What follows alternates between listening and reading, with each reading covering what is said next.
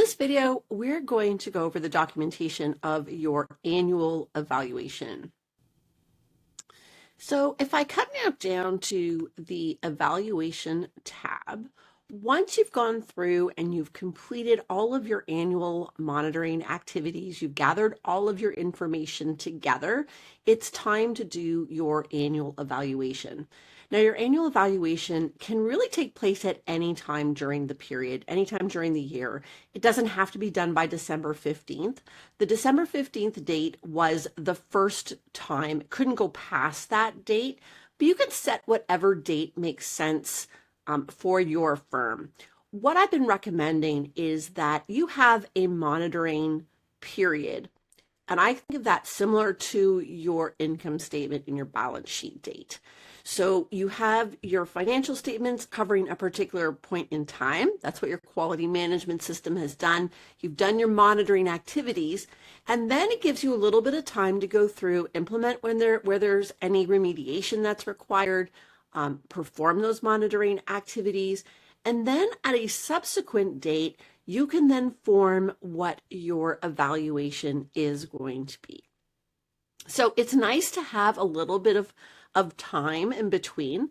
So I would suggest setting your evaluation date at a point after maybe a slower time within your firm.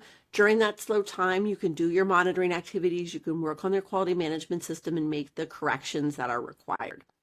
So once you've gone through and did that, then you can come into your evaluation.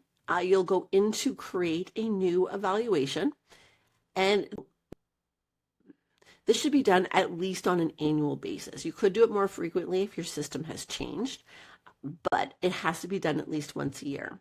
So you can put the date that it was completed, what period it covered. So again, this is like your balance sheet date. What were the monitoring activity periods? So maybe I did my my monitoring from, we'll say, January to December.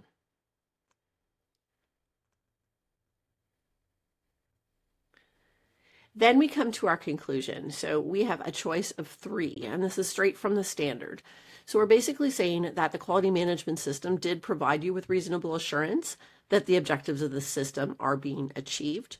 You have kind of the bottom that you have not achieved reasonable assurance, and then kind of your qualified opinion in the middle.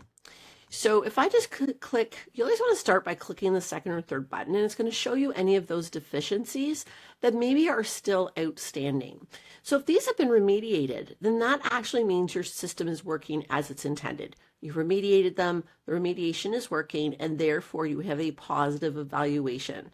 Just because you have a deficiency doesn't mean that you have a negative outcome of your evaluation. This is why I say it's beneficial to have that little bit of gap in between your monitoring activities and your evaluation to allow you time to do that remediation. Now in this situation, I did not remediate this yet, and so it is coming up here. So now I need to think about it.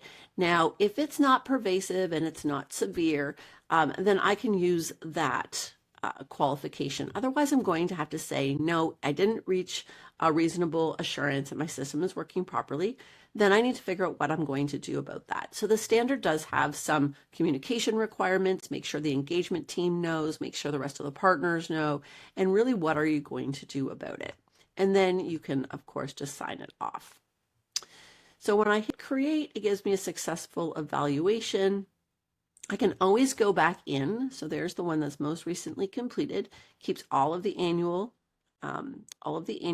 evaluations.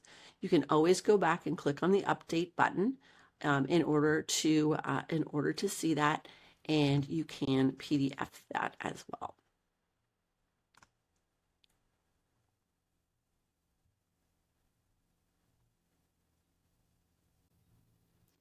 So you can store those evaluations within your document section, and I'm going to refer you to the video on managing your documents, as well as the overview section where you can get all of your reports.